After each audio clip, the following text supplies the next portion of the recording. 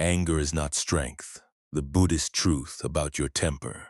Most people grow up believing that anger is a form of strength. They assume that the person who shouts the loudest is the one who possesses the most power, that the person who refuses to bend is the one with the strongest character, and that the person who becomes irritated easily is simply someone with passion, conviction, or force.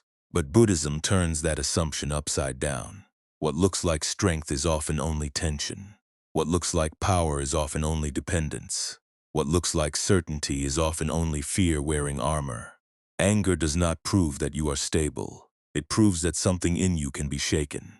This is the first and most uncomfortable truth. If another person can disturb your peace, then your peace is not truly yours. It is conditional. It depends on circumstances remaining favorable, on others behaving properly, on the world cooperating with your preferences. That is not freedom. That is dependence disguised as dignity. The person who is ruled by anger is not commanding the situation, they are being commanded by it. The Buddhist view is uncompromising. It does not treat anger as a respectable emotion that should simply be managed and expressed in healthier ways. It treats anger as evidence that something deeper has already gone wrong in the mind. Anger is not the source of the problem. It is the signal that reveals the problem. It rises when attachment is disturbed, when identity feels threatened, when the mind collides with reality and cannot bear the impact. This means anger is not random. It is mechanical. It follows conditions. If there is no attachment, there is no need for anger. If there is no clinging, there is nothing for anger to protect. If there is no rigid demand that life must unfold according to your personal script, then the energy that usually becomes anger has no place to settle. What people call a bad temper is often just a highly trained habit of clinging. What people call being easily provoked is often a sign that their inner world is organized around fragile images that must be defended at all costs. The mind clings to many things. It clings to reputation. It clings to being right. It clings to fairness as it defines fairness. It clings to control, respect, status, and the image of being competent or admirable. These are not always bad in themselves. But the moment they become possessions of the self, they become vulnerable points. Anyone who touches them can awaken a reaction. Anyone who contradicts them can become a source of fire. And so the person who insists on protecting these things begins to live in a constant state of alarm. A guard dog barks because it believes something valuable is under threat. Anger works in a similar way. It does not appear because the world has become evil. It appears because something in the mind has become possessive. The anger is secondary. The clinging comes first. This is why Buddhist teaching is so severe toward the ego. It refuses to flatter the part of us that wants to be seen as important, superior, respected, or special. It exposes that part instead. The ego does not merely want comfort, it wants confirmation. It wants the world to mirror back an identity it has already decided to protect. When the mirror cracks, anger arises. When the image is challenged, the mind fights back. But fighting back is not the same as being free. It is only the continuation of bondage by other means. The modern world often misunderstands emotional restraint. People hear the words stay calm and imagine passivity, weakness, or self-erasure. They think that not reacting means not caring. They think that not arguing means surrendering. They think that not attacking means accepting defeat. Buddhism does not teach any of that. It does not ask you to become inert. It asks you to become clear. Clarity is not passivity. Clarity is what remains when confusion no longer controls the response. If you see reality plainly, you do not need to lash out at it. If you understand what is happening inside the mind, you do not need to obey every impulse that rises there. If you recognize that anger is a conditioned reaction rather than a command from truth, then you can stop granting it authority. This is not suppression. It is discernment. The person who is clear does not become numb. They simply stop confusing reaction with wisdom. That distinction matters because anger often feels righteous in the moment. It can make itself feel noble. It can make itself seem necessary. It can dress itself up as courage, as honesty, as strength of principle. But if you watch it closely, you will notice that anger usually narrows the mind rather than opening it. It reduces complexity. It divides the world into allies and enemies. It convinces you that your interpretation is the only one worth considering. In that sense, anger does not enlarge your power, it shrinks your intelligence. This is why so much anger leaves people exhausted. It demands energy without producing insight. It demands motion without producing resolution. It demands attention while offering almost nothing in return, except the temporary sensation of having defended something precious. But what is being defended is often not truth. It is an image of who you think you are. When someone insults you, criticizes you, ignores you, misunderstands you, or behaves in a way that clashes with your expectations, the reaction may seem to be aimed at their behavior. In reality, the deeper wound is often directed at the self-image you have built around that behavior. You do not merely hear the words, you hear an attack on your standing. You do not merely encounter disagreement, you encounter a threat to your identity. You do not merely experience inconvenience, you experience resistance to your fantasy of how life should behave. And there it is, the hidden demand. This is why Buddhist practice begins with looking honestly at the mind, not at other people, not at the world, at the mind. Because the world may be unpredictable, difficult, or unkind, but the mind adds the interpretation that turns difficulty into suffering. The event happens, then the story is added, then the story hardens. Then the body reacts. Then the self concludes that it has been wronged. At that point, anger is no longer a fresh response, it is a fully assembled structure. To dismantle that structure, one must be willing to see how often anger is not an answer, but a defense. It defends the illusion that you should not be disturbed. It defends the illusion that people should behave according to your expectations. It defends the illusion that the self has a permanent shape that must be preserved. These are all fragile assumptions, and because they are fragile, they require constant protection. That protection is exhausting. A person can spend an entire life maintaining an identity that never needed to be built in the first place. They can spend years defending a sense of self that is only a collection of habits, roles, memories, and preferences. They can become so accustomed to this defensive posture that they mistake it for personality. Yet beneath it all, there is only the simple fact that the mind is clinging, and because it is clinging, it is vulnerable to being pulled into reaction. The Buddha's insight is severe but liberating. If you remove clinging, you remove the conditions that produce suffering. That does not mean you become emotionless. It means you stop feeding the machinery that turns every passing frustration into a crisis. You begin to see that anger is not an enemy to be fought, but a message to be understood. It tells you where the mind is still gripping, where the ego is still exposed, where the self is still asking the world to behave in a way that protects its story. And once you see that clearly, anger loses some of its authority, not because it has been suppressed, not because it has been overcome by force, but because it has been understood. That is the beginning of freedom. To understand anger properly, it helps to stop treating it as a personality type and start seeing it as an event. A personality type sounds permanent, almost destined. It implies that some people are simply angry people, just as others are patient people or calm people. But Buddhism does not grant that kind of solidity to emotional life. It sees anger as a pattern that arises under specific conditions and disappears when those conditions are removed. This is a much more useful way to think. If anger is an event, then it can be observed. If it can be observed, then it is not the observer. If it is not the observer, then you are not identical to it. That one shift changes everything. It means the rise of anger does not prove that anger is your essence.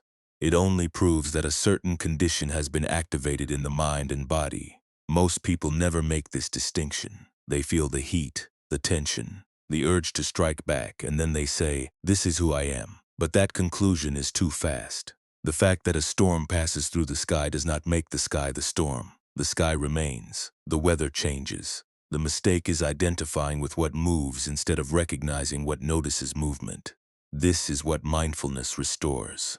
The ability to notice without merging. When anger appears and you observe it carefully, a strange thing happens. The emotional event begins to lose its power. Not all at once, and not magically, but gradually, because observation deprives the reaction of some of its fuel. Anger thrives on unconscious participation. It wants immediate identification. It wants you to say, "Yes, this is me, this is true, this must be acted on now." But if you pause and simply notice, you interrupt the chain. There is the sensation.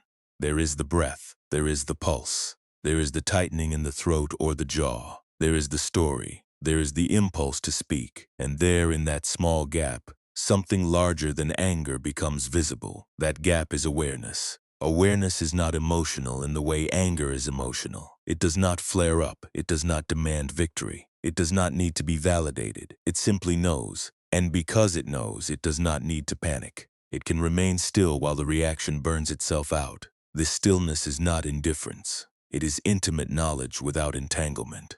The mind, when left unexamined, mistakes every uncomfortable sensation for a call to war. Someone interrupts you, and the ego says you have been disrespected. Someone questions you, and the ego says your competence is under attack. Someone refuses to behave as you wish, and the ego says your authority is being undermined. In each case, the event itself is relatively small. What makes it explosive is the meaning the mind attaches to it. That meaning usually has to do with possession. I possess this image. I possess this expectation. I possess this role. I possess this version of myself, therefore. Anything that threatens it feels like a violation. But possession is exactly what Buddhism questions. The self does not own its emotions, and it does not own its identity in the way the ego imagines. The sense of mine is itself a construction. It is useful for practical life, but dangerous when mistaken for reality. As soon as the mind begins to grip at everything as if it were personal property, it becomes vulnerable to rage whenever life does what life inevitably does. Move in ways we did not approve. This is why expectations are so central to the problem. Expectation is not merely hope. It is hope hardened into demand. A preference says, I would rather this happen. An expectation says, this must happen. The first allows room for reality. The second collides with it, and where there is collision, there is suffering. People often believe that their frustration comes from the inconvenience itself. In truth, it comes from the gap between what is and what they insist should be. That gap is where anger is born. The more rigid the expectation, the more violent the reaction when life refuses to comply. This is why people can become furious over delays, miscommunications, minor disrespect, and everyday imperfections. The event is not the real injury. The real injury is that reality failed to honor the hidden contract they thought it had signed. Of course, no such contract exists. Life is not obligated to perform according to our private script. Other people are not obligated to be who we need them to be. Events are not required to unfold in ways that protect our comfort. Yet the ego behaves as though this were all somehow unjust. It takes the ordinary unpredictability of existence and translates it into a personal insult. That translation is ignorance, not stupidity, but a deep misunderstanding of how reality works. Human beings are shaped by causes and conditions. They act from habit, fear, memory, desire, trauma, confusion, and incomplete understanding. When you expect them to behave with perfect fairness, reason, or sensitivity, you are expecting them to transcend the very condition that makes them human. The result is predictable disappointment, followed by irritation, followed by anger. The mind then blames the other person. But the deeper source is the fantasy that life should have been more orderly than it is. This is why the Buddhist approach is not to become softer in the sense of being easily satisfied. It is to become more lucid. A lucid person does not confuse standards with demands. They know what is reasonable without imagining that reality owes them compliance. They may still prefer honesty, kindness, precision, and fairness, but they no longer build their peace around the assumption that these things must arrive on cue. That kind of flexibility is not weakness, it is maturity. The immature mind treats frustration as evidence that the world is failing it. The mature mind treats frustration as a signal that its own expectations need examination. One mind externalizes the problem. The other internalizes the insight. One burns, the other learns. And learning is where anger begins to lose its grip. When the mind sees that anger is tied to attachment, it can begin to ask better questions. What am I defending right now? What image am I protecting? What outcome do I need in order to feel safe? What version of me is being threatened? These questions do not always produce immediate comfort, but they do produce clarity. And clarity is the true enemy of rage. Rage depends on blindness. It depends on momentum. It depends on the belief that its story is self-evident. Once that belief weakens, anger starts to look less like power and more like desperation. That is the second liberation. Not only to recognize anger as an event, but to recognize the hidden demand beneath it. When that demand is seen, it becomes possible to loosen the grip. And when the grip loosens, the chain begins to fall away. When the mind begins to loosen one attachment, it often discovers how many others were quietly supported by it. This is one reason inner work can feel unsettling before it feels liberating. We imagine we are only releasing one source of anger, but in fact we are disturbing an entire architecture of identity. The self does not sit in one place, it is distributed across habits, assumption, images, and defenses. Pull one thread and the weave reveals itself. This is why people often resist understanding. To understand a trigger is to lose the comfort of blaming it. To understand an attachment is to stop treating it as sacred. To understand anger is to stop mistaking it for destiny. The ego senses this danger immediately. It knows that once the mechanism is seen, the spell weakens. So it rushes to preserve confusion. It says the problem is other people. It says the problem is timing. It says the problem is unfairness, disrespect, incompetence, or bad luck. These may all be partial facts, but they are not the whole truth. The whole truth is more humiliating and more useful. The mind is participating in its own suffering. This participation happens in subtle ways. A thought is repeated, a grievance is revisited, a conversation is replayed, a tone is interpreted as hostile, a delay becomes a symbol of contempt, a disagreement becomes evidence of betrayal.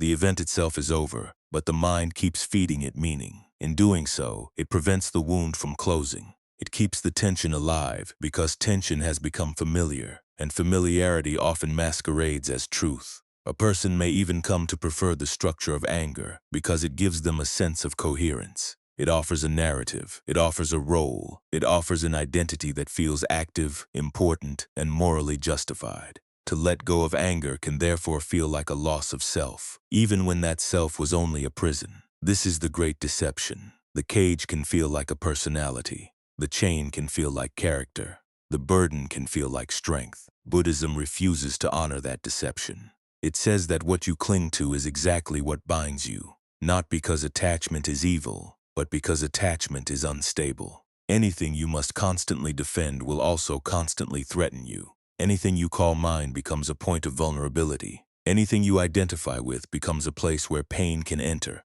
So anger is not just a response, it is a symptom of ownership. The mind says, this is my reputation, this is my position, this is my relationship, this is my authority, this is my truth. Once the word mine appears, the possibility of anger has already entered the room. Not because ownership is inherently wrong, but because ownership in the psychological sense is always fragile. You cannot truly own what is changing. You can only cling to it, and clinging always carries the threat of loss. This is why the wise do not base their peace on possessions of identity. They may still work, speak, lead, love, and build, but they do not confuse these functions with a permanent self that must be defended at every turn. They know that a role is only a role. A reputation is only a social agreement. A thought is only a thought. A feeling is only a feeling. A reaction is only a reaction. What remains when these are seen clearly is awareness itself. Awareness does not need to win arguments. It does not need to establish superiority. It does not need to prove that it deserves respect. It is already intact, and because it is intact, it can allow thoughts and emotions to pass through without becoming the servant of any of them. This is where the Buddhist path becomes radically practical. It is not about replacing one set of ideals with another. It is not about becoming a better ego, more refined and less explosive. It is about seeing through the whole mechanism that creates the need for self-defense in the first place. As long as you believe you are a fixed entity that must be protected from reality, anger will remain one of your favorite tools. But once you see that the self is not as solid as it appears, the urgency begins to fade. There is less to defend when there is less fiction. The same principle applies to expectation. Expectation is often presented as innocent, even necessary. We expect competence from colleagues, honesty from friends, empathy from partners, courtesy from strangers. Yet many of these expectations are actually demands wearing a polite mask. They are ways of forcing reality to agree with our preferred picture of how human beings should behave. The problem is that people are not abstractions. They are conditioned beings. They are tired, confused, defensive, inconsistent, wounded, ambitious, distracted, and often unaware of their own motives. To expect perfection from such beings is to invite disappointment. To insist upon it is to invite anger. A more skillful approach is to distinguish between standards and expectations. Standards belong to your own conduct. Expectations are demands placed on the world. A standard says, "I will act with integrity." An expectation says, "Others must always act with integrity toward me." The first is within your control. The second is not. The first strengthens character. The second weakens peace. This distinction is crucial because many people believe they are merely holding standards, when in fact they are maintaining rigid expectations that punish them repeatedly. They think they are being discerning, but often they are only preserving an image of how life should be. When life fails to honor that image, anger erupts. The eruption feels justified because the expectation was never admitted openly. It lived in the background as an unspoken law, and laws that reality never agreed to obey will always fail. This failure is not a tragedy, it is an instruction. Each time reality refuses to comply, it is revealing the exact place where your mind has become inflexible. Each irritation is a mirror. Each trigger is an index of where attachment still lives. If someone's careless remark wounds you more than you expected, that pain is not merely a sign that they were rude. It is a sign that something in you was still vulnerable to being defined by their words. If a delay angers you beyond proportion, it is not the delay itself that has power. It is the degree to which control has become a hidden necessity. In this way, triggers are not enemies, they are diagnostics. The problem is that most people interpret diagnostics as attacks. They say, "This is making me angry," when the more exact statement would be, "This is showing me where my attachment still survives." That statement is harder to hear, but it is more liberating. It turns the world from an adversary into a teacher. It turns provocation into information. It turns emotional pain into a map. The map does not remove the terrain, but it allows you to navigate it without becoming lost. If you remain honest with the map, you begin to notice patterns. Certain people trigger you because they threaten your sense of status. Certain situations trigger you because they expose your lack of control. Certain criticisms trigger you because they touch a private doubt you have never fully examined. The trigger is not the cause, it is the contact point. It reveals where the mind is still gripping, and once you know where you are gripping, you can begin to loosen your hand. This loosening is not always dramatic. Often it is quiet, a breath, a pause, a refusal to answer immediately, a decision not to replay the insult for the 10th time, a willingness to let the feeling rise without feeding it. These are small acts, but they are spiritually serious. They interrupt the old contract between stimulus and reaction. They create the possibility of a different life. That different life is not one in which nothing bothers you. It is one in which nothing automatically owns you. One of the greatest misunderstandings about anger is the belief that expression itself is freedom.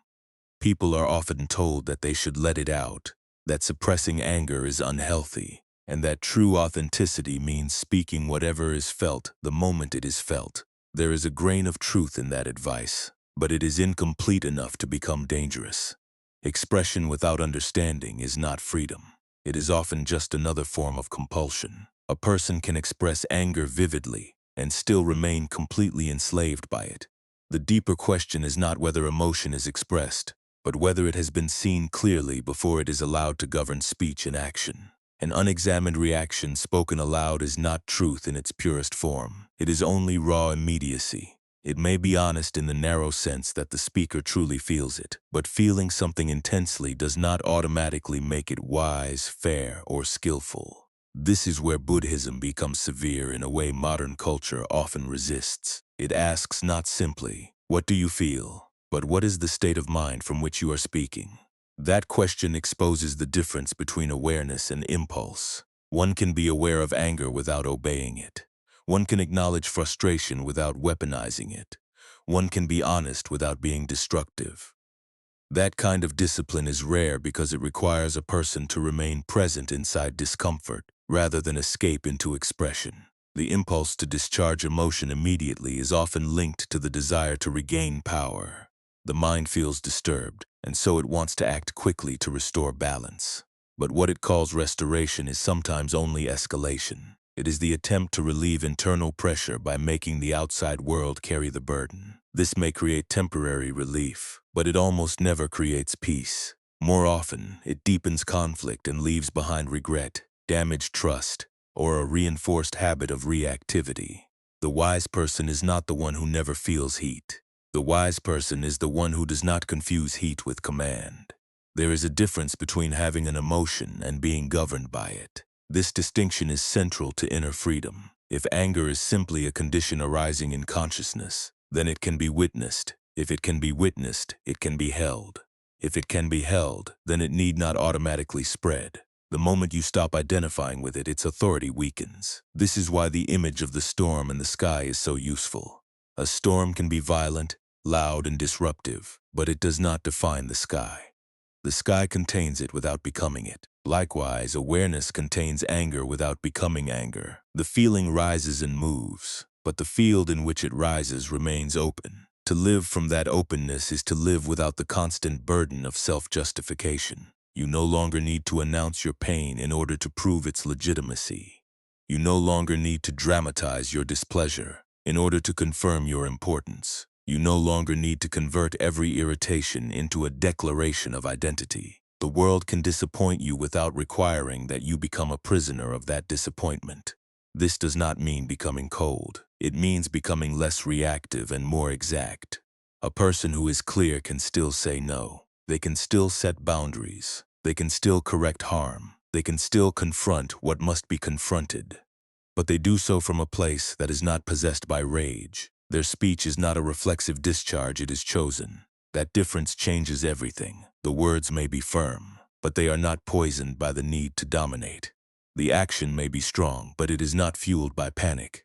In this sense, discipline is not the enemy of authenticity. It is what allows authenticity to become useful. Without discipline, expression can become self-indulgence. With discipline, expression becomes precise communication. The goal is not to silence the mind into emptiness. The goal is to remove the compulsion that makes the mind loud when silence would be wiser. This is especially important because many people mistake emotion for identity. When anger appears, they do not say, "Anger is here." They say, "I am angry." And then almost immediately, "This is me." That second statement is the trap. It fuses a passing condition with a permanent self. Once that fusion happens, the person feels justified in whatever the anger wants to do. But if the emotion is seen as an event, not an essence, then it no longer gets to decide who you are. This is not a trivial shift. It is a revolution in consciousness. The person who can say, "Anger is here, but it is not all of me," is already beginning to step outside the prison. They are no longer inside the reaction completely. They are noticing the reaction from a deeper place. That deeper place is not blank, and it is not passive. It is simply less entangled. And because it is less entangled, it can choose better. That choice is the beginning of real strength. Not the strength of volume. Not the strength of domination. Not the strength of being feared or obeyed. The strength of clarity. The strength of restraint. The strength that does not need to prove itself by breaking things. That is where the path continues. The mind that is no longer ruled by immediate reaction begins to notice a deeper problem. Much of what it calls certainty is actually habit. We do not always believe what we believe because it is true. Often we believe it because we have repeated it for so long that it feels like part of the structure of reality. This is especially true with anger. Many people are not simply angry about what is happening. They are committed to an interpretation of what is happening. They have already decided what the event means, what it says about them, what it says about others, and what it demands in return. That commitment is where suffering begins to harden.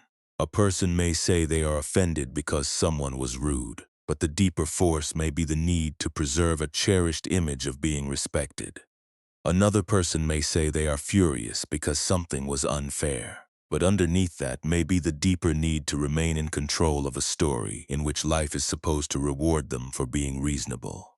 In each case, the surface issue is only part of the story. The emotional charge is often tied to a hidden demand that reality was never obliged to fulfill. This is why Buddhist practice is so effective at exposing self-deception. It does not let the mind stop at the first explanation. It asks what lies beneath the explanation, and then what lies beneath that, until the structure of attachment becomes visible. The point is not to shame the practitioner. The point is to show how much of their pain is generated by mental cooperation with the event. Suffering is rarely only about what happened. It is about what the mind keeps doing with what happened. The old conversation is replayed. The old insult is polished. The old injury is preserved with care.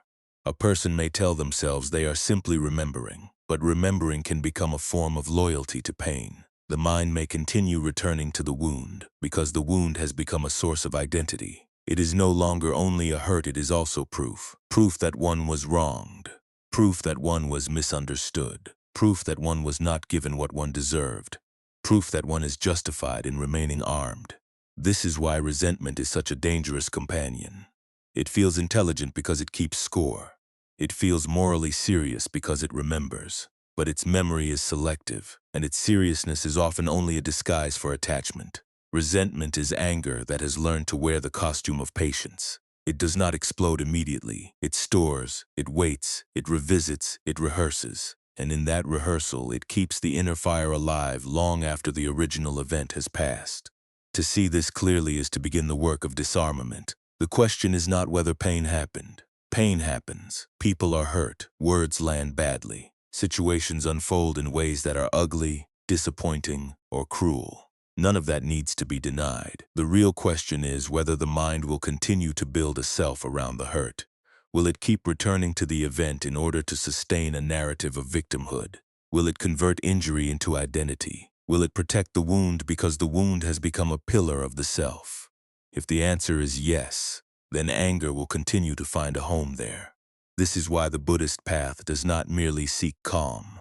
Calm can still be shallow if the underlying attachments remain untouched. The real aim is freedom from compulsion. A mind can appear composed while still being internally owned by approval, fear, and control. It can even speak the language of wisdom while still arranging its life around fragile demands. That kind of calm is only a polished surface. It is not yet liberation.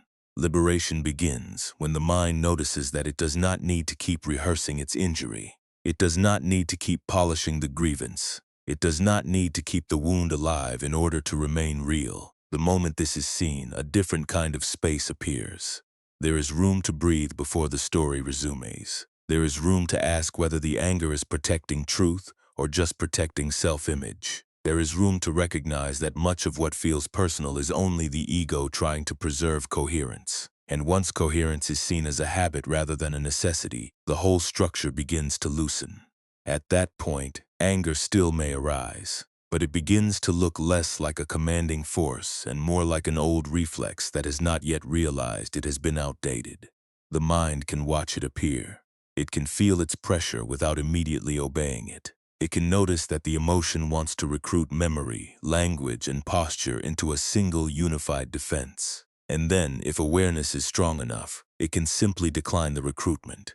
That is a quiet victory, but a profound one. The old pattern expected instant reaction. It expected escalation. It expected the self to defend itself at once, but awareness interrupts that expectation. It creates a pause, and in that pause, the mind gets its first real chance to choose.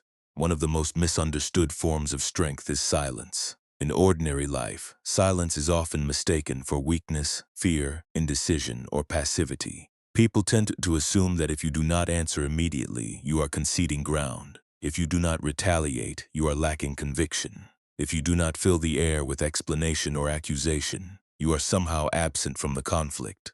But silence, when it is chosen consciously, is not absence, it is restraint. It is the refusal to let reaction govern speech.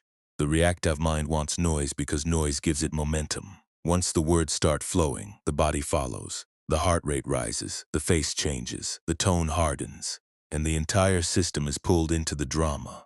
What began as a small disturbance becomes a full performance of self-defense.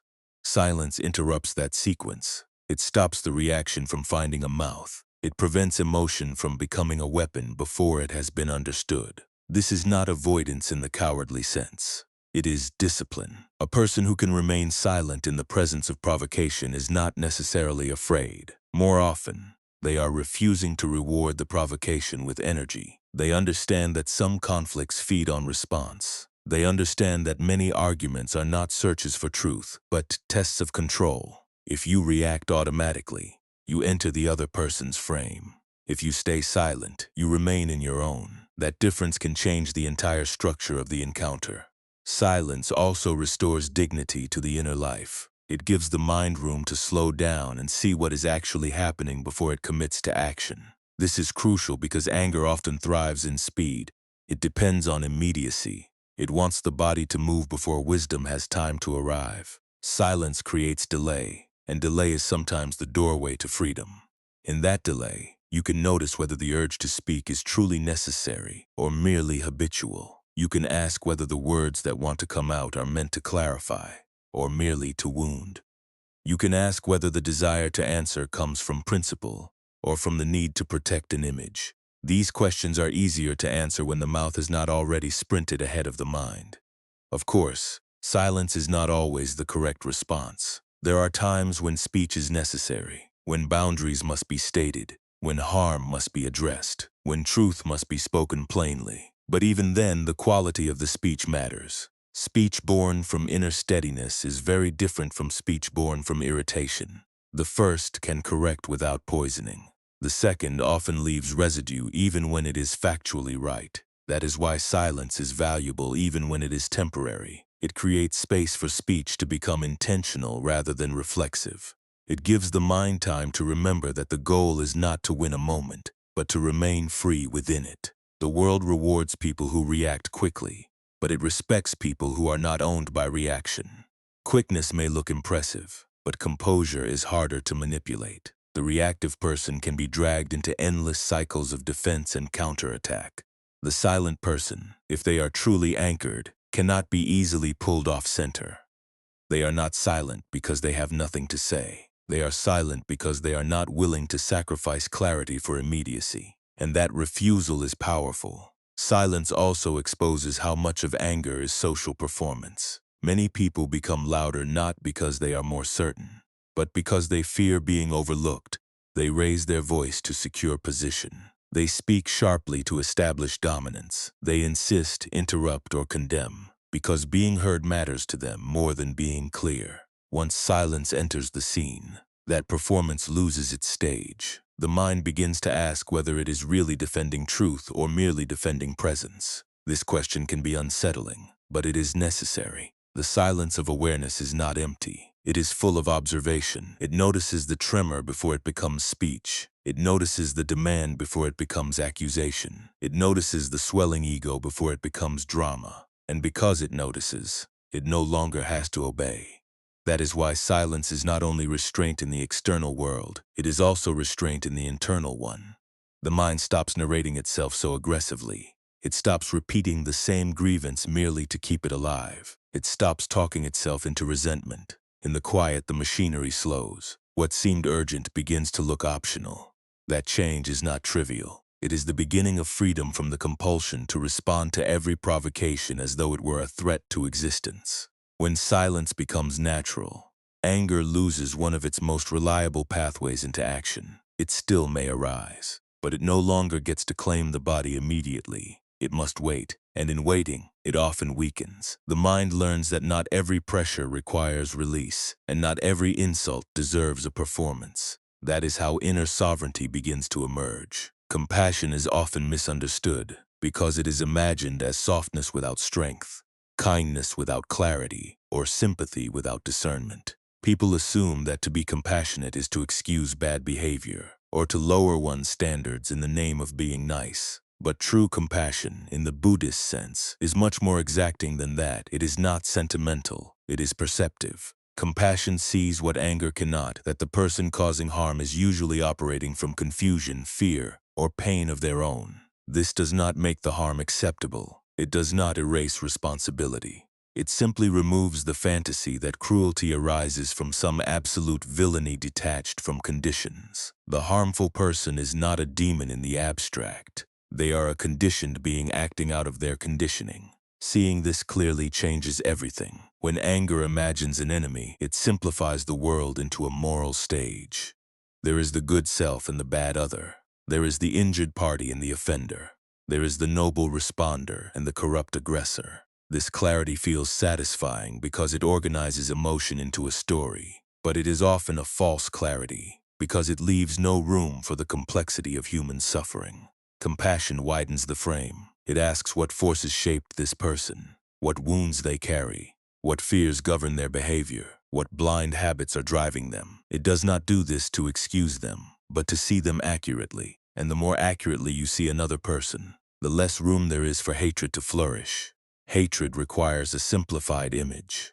Compassion dissolves that image. This is why compassion is not a weakness. It is a form of vision. A person consumed by anger is seeing through a narrow lens. They see only the offense.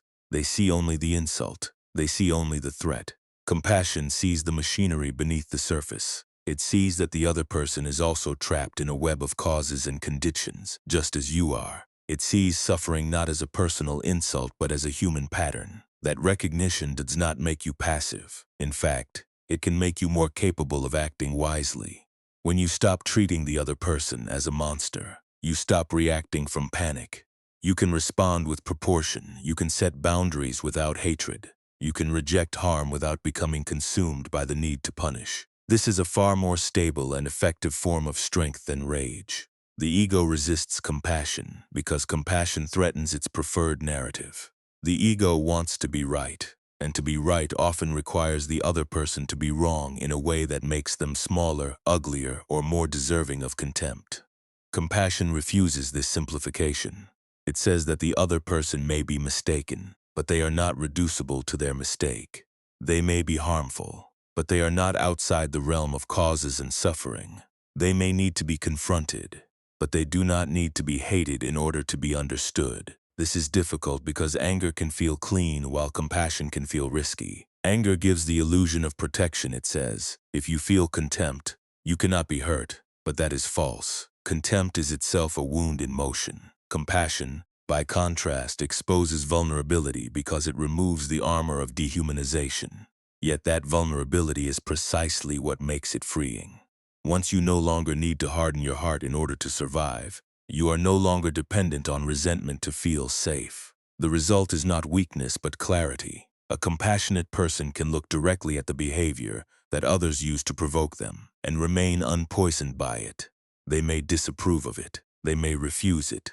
They may respond firmly to it, but they do not need to become spiritually contaminated by it. They do not need to carry the aggressor's inner chaos inside their own mind. Compassion allows them to see the suffering behind the behavior without surrendering their boundaries. That is what makes compassion transformative. It is not indulgence. It is non-participation in the cycle of inner hatred. And in that sense, compassion is one of the most effective ways to break the chain of anger before it tightens again around the self. If compassion loosens the grip of anger, non-resistance removes its foundation entirely. Much of what people call suffering is not caused by reality itself, but by the inner argument they launch against what reality has already done. A situation occurs. The mind dislikes it. The mind protests it. The mind insists that it should not be this way. In that protest, the event becomes a personal injury rather than a simple fact. This is where pain multiplies. Reality by itself is not usually the source of the deepest suffering. The deeper suffering comes from refusing to acknowledge what is. A train is delayed, a person is rude, a plan fails, a relationship disappoints, a body aches, a loss occurs. These are facts.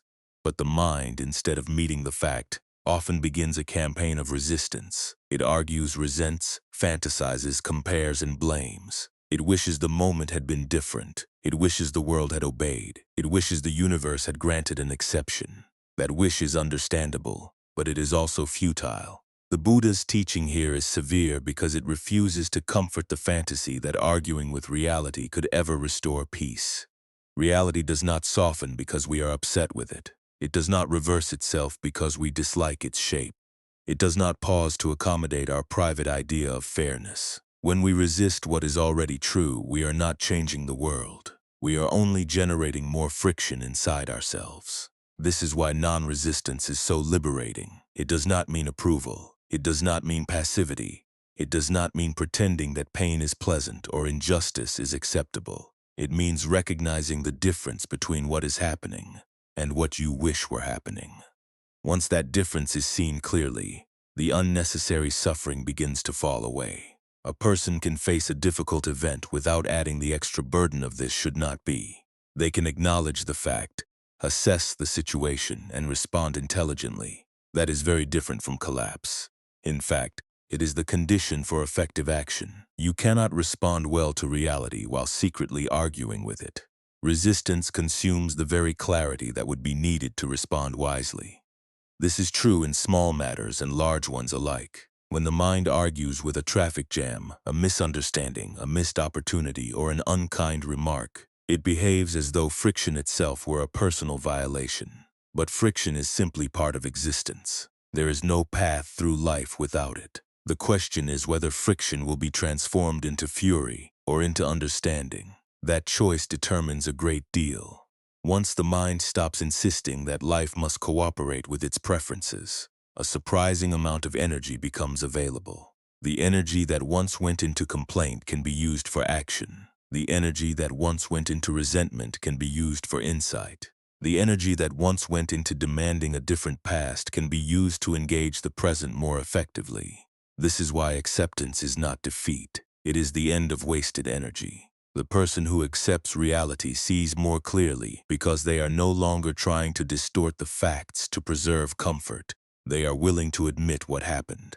They are willing to feel what is felt. They are willing to start from the truth rather than from denial. That honesty is the beginning of real power, because real power depends on seeing the terrain accurately. When anger appears, it often does so because the mind has become attached to an alternative version of events.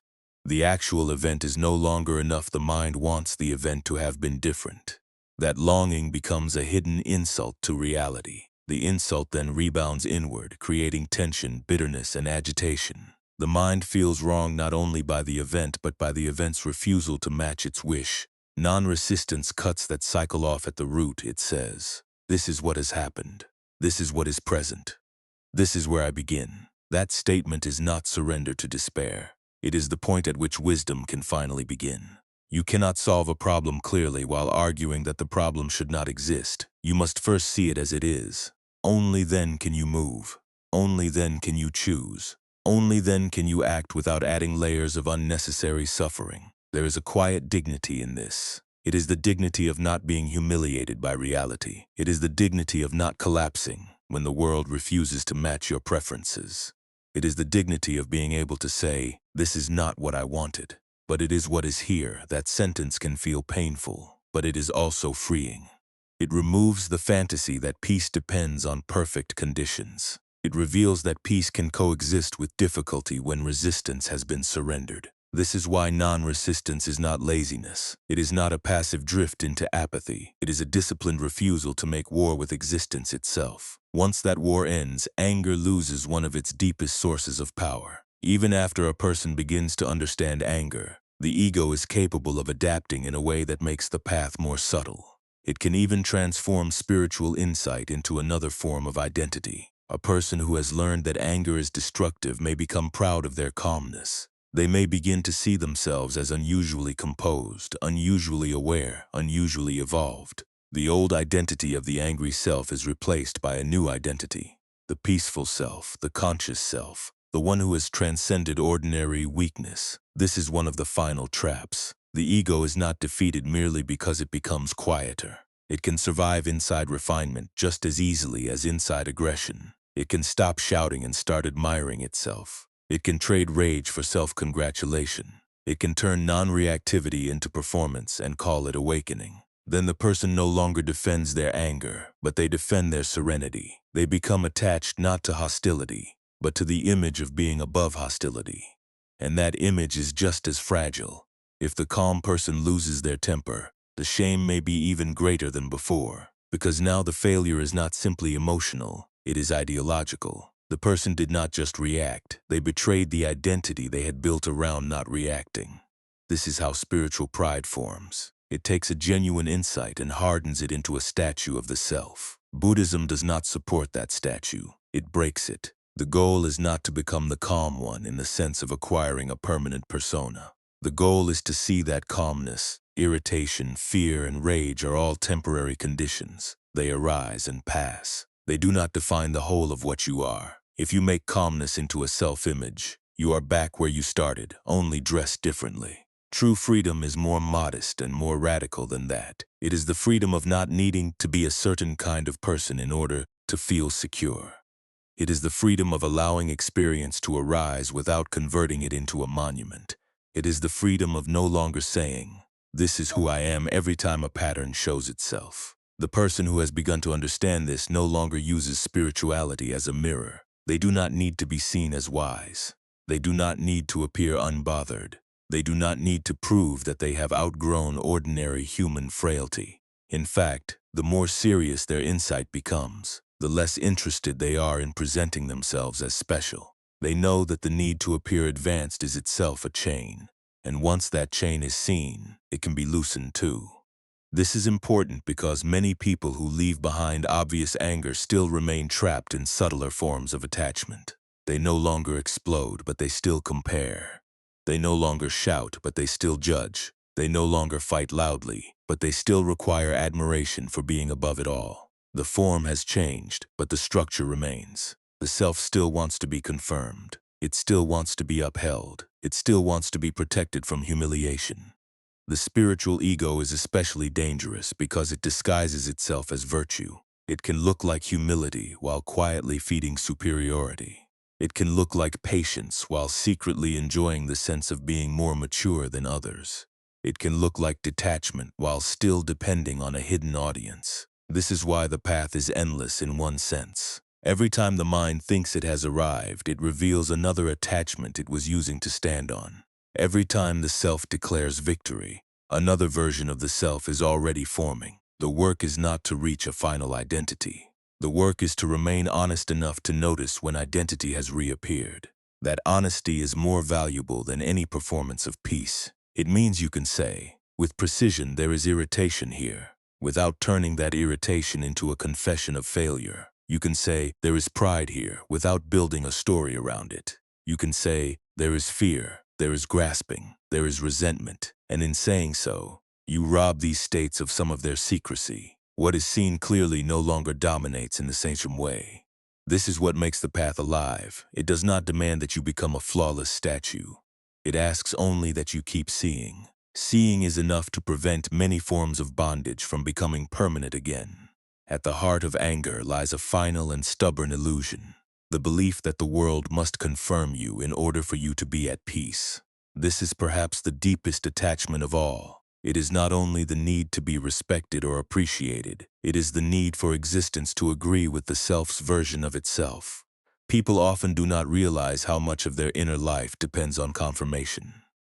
They want their efforts recognized, their feelings validated, their intelligence acknowledged, their intentions understood, their goodness appreciated, their boundaries honored, their perspective accepted. None of these desires are automatically wrong, but when peace depends on them, they become dangerous. The mind becomes hostage to other people's moods, interpretations, and limitations. At that point, every interaction becomes a referendum on the self. If someone responds well, the self feels enlarged. If someone responds poorly, the self feels diminished. If someone agrees, the self feels secure.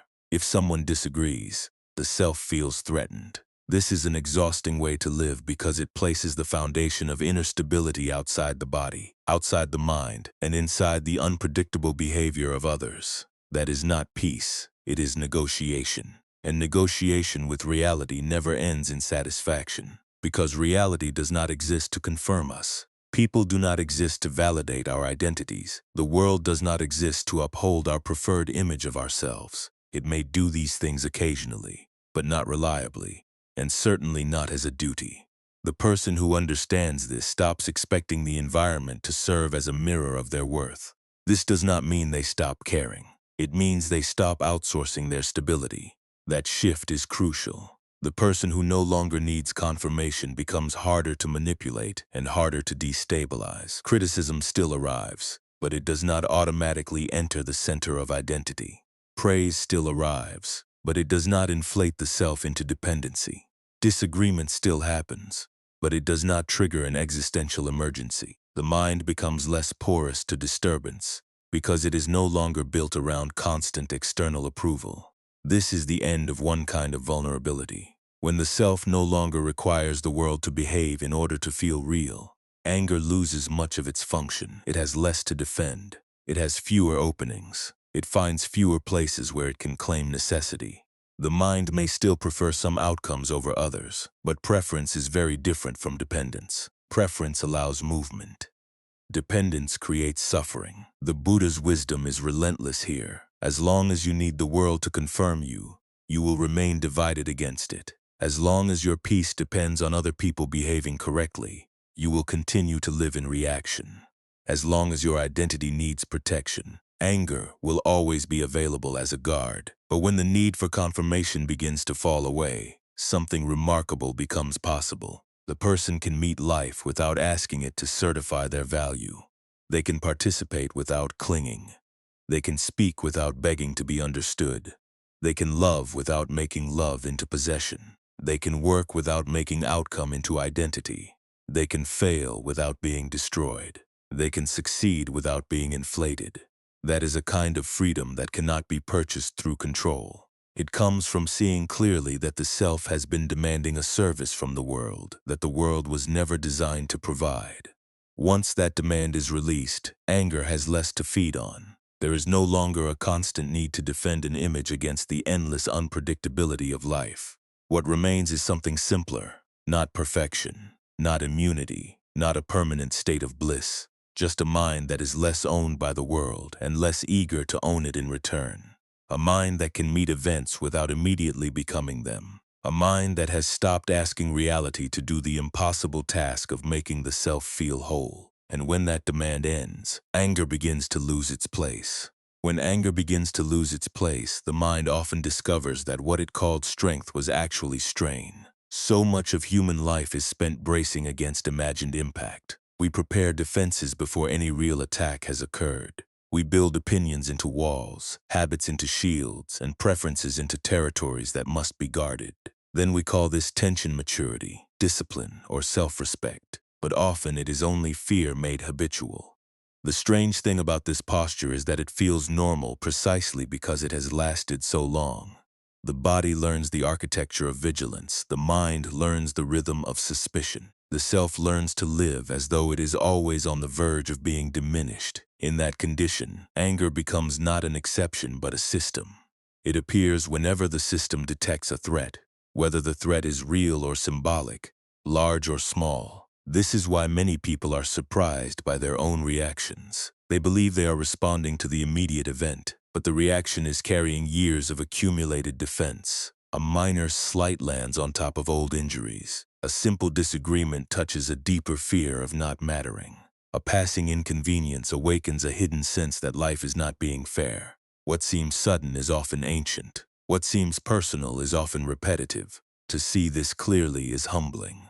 It means that the anger I thought was evidence of my seriousness may have been evidence of my fragility. It means the irritability I defended as standards may have been the nervousness of a mind that cannot tolerate uncertainty. It means the need to dominate a conversation may have been a disguised fear of being invisible. Such recognition can feel embarrassing, but embarrassment is sometimes the first honest light that enters the room. Buddhist practice does not ask us to decorate this truth. It asks us to see it without denial. It says that the mind becomes free not by pretending to be stronger than it is, but by seeing exactly where it is weak. Weakness here is not a moral failure. It is simply the place where attachment still lives, and where attachment lives, there is always the possibility of disturbance. The purpose of insight, then, is not self-criticism. It is liberation from unconscious rigidity. If I can identify the place where anger is fed, I can stop feeding it. If I can see that a reaction is sustained by a hidden demand, I can release the demand. If I can notice that an internal storm is being powered by the belief that reality should have behaved differently, I can stop arguing with the sky. This is not a trivial change. It alters the entire felt texture of life. A person who spends every day resisting reality becomes tired in a way sleep cannot fix. The mind is always pushing, correcting, rearranging, objecting. Even in calm moments, it remains on guard. It scans for offense. It searches for imbalance. It monitors the environment for signs that something is not aligned with its preferences.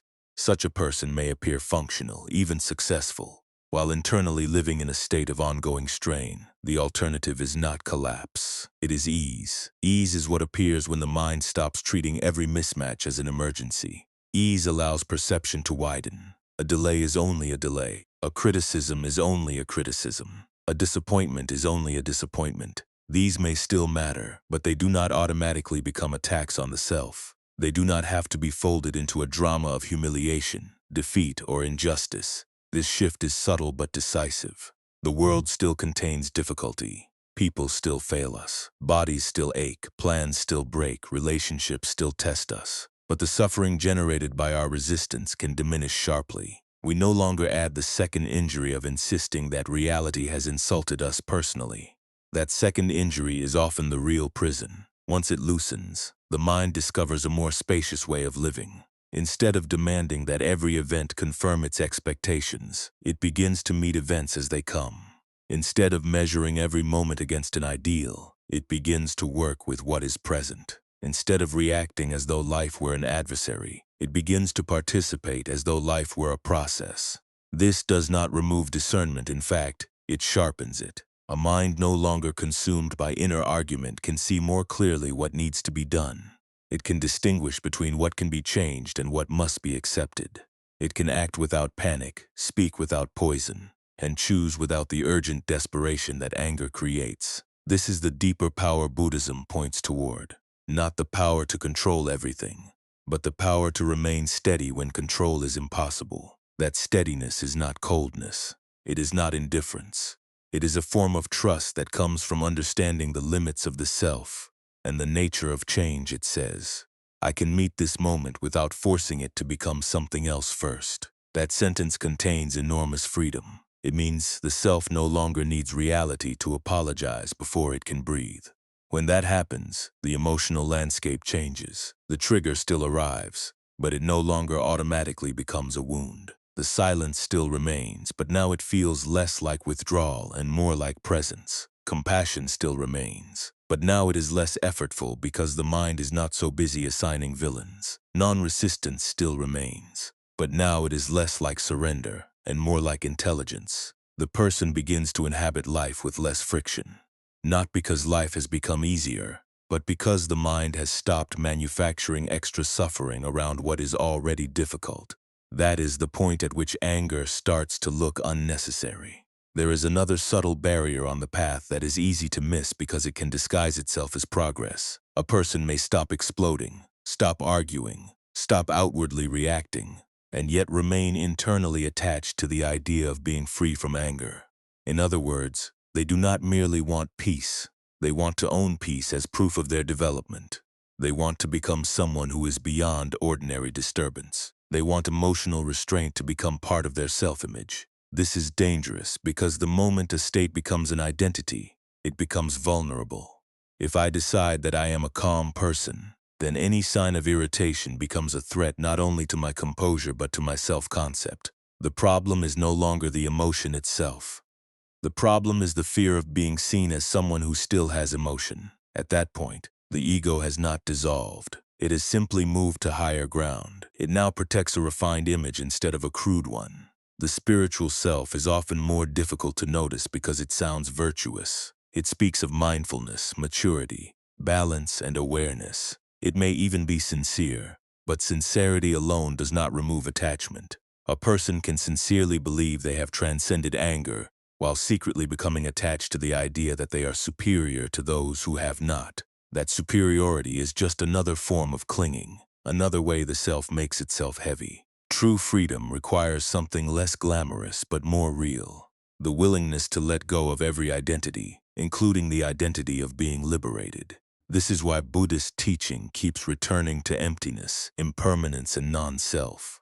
These are not abstract doctrines meant only for philosophical debate. They are direct tools for dismantling the subtle habits that allow anger to survive in disguise. If there is no permanent self to protect, then the fear of losing face weakens. If there is no fixed inner persona to defend, then the need to perform serenity loses urgency. If every state is temporary, then no state needs to be made into a monument. This is a profound relief. It means I do not have to become a perfect version of myself in order to be free. I only have to stop clinging to versions altogether. That kind of release is difficult because identity has given the mind a sense of continuity. It tells a story. This is who I am. This is how I react. This is what I value. This is what I refuse. This is what I cannot tolerate. The story feels stabilizing, but it also narrows the future. Every time the story hardens, life becomes smaller. The person becomes less available to surprise, less open to correction, less able to respond freshly. Anger thrives in that narrowing because it loves certainty. It loves the feeling of having a position, a grievance, a rightness, a posture. But when identity softens, those positions lose some of their emotional grip. The mind can still have preferences, but it no longer needs to turn every preference into a declaration of selfhood. That is the difference between a flexible mind and a brittle one. The flexible mind can move without humiliation. It can admit error without collapse. It can adjust without feeling erased. It can disagree without needing an enemy. It can remain firm without becoming hard. This flexibility is not indecision. It is a form of wisdom that understands life cannot be reduced to a single fixed angle. The brittle mind, by contrast, interprets change as threat. It interprets disagreement as disrespect. It interprets correction as attack. It interprets imperfection as failure. Because it is built around image, it must defend image. Because it depends on coherence, it becomes disoriented when reality becomes complex. That disorientation often surfaces as anger. So the path forward is not to eliminate emotion, but to reduce fixation. The less the mind identifies with any given state, the less it needs to defend that state. The less it defends, the less it suffers. The less it suffers, the more available it becomes for genuine compassion, genuine clarity, and genuine action. There is a quiet dignity in this process. It does not make a person grand. It makes them light. They no longer carry the burden of having to appear untouchable. They can be affected without being dominated. They can feel without being governed. They can witness anger arise without needing to crown it as truth. That is maturity in the deepest sense. When the need for self-image begins to weaken, a person often notices something unexpected. Many conflicts were not really about the content of what was said or done. They were about status. Not always overtly, not always consciously, but there was a hidden contest underneath the surface. Who was right, who mattered more, who understood better, who had authority, who deserved the last word, who would be diminished if the other person won. This is why anger can feel strangely intoxicating. It gives the self a temporary sense of elevation. It creates a feeling of standing above the problem, even when the person is actually inside it. To be angry is sometimes to feel morally enlarged. The self says, I am not the one at fault. I am the one who sees clearly. I am the one who must respond. In that moment, the emotional heat can feel like moral energy. But if examined carefully, much of that heat is about rank. The ego does not merely fear pain, it fears being lower. Buddhism interrupts this obsession by refusing to treat social standing as ultimate reality. Reputation is useful, respect matters, harmony matters, but they are not the foundation of peace. They are circumstances within life, not the meaning of life. Once this is understood, the urgency to defend position begins to fade. The self no longer needs to convert every slight into a threat to its existence. This makes it possible to hear things that once would have provoked immediate resistance. A criticism can be heard without collapse. A disagreement can be heard without injury. A correction can be heard without humiliation. Not because the person has become immune to feeling, but because the feeling no longer gets translated into a crisis of self-worth. That translation is crucial. It is what turns an ordinary discomfort into an emotional disaster. Someone says something abrupt, and the mind says not only that was rude, but also they do not respect me. And then I am being diminished. And then I must reassert myself now. The chain is fast, but it is not inevitable.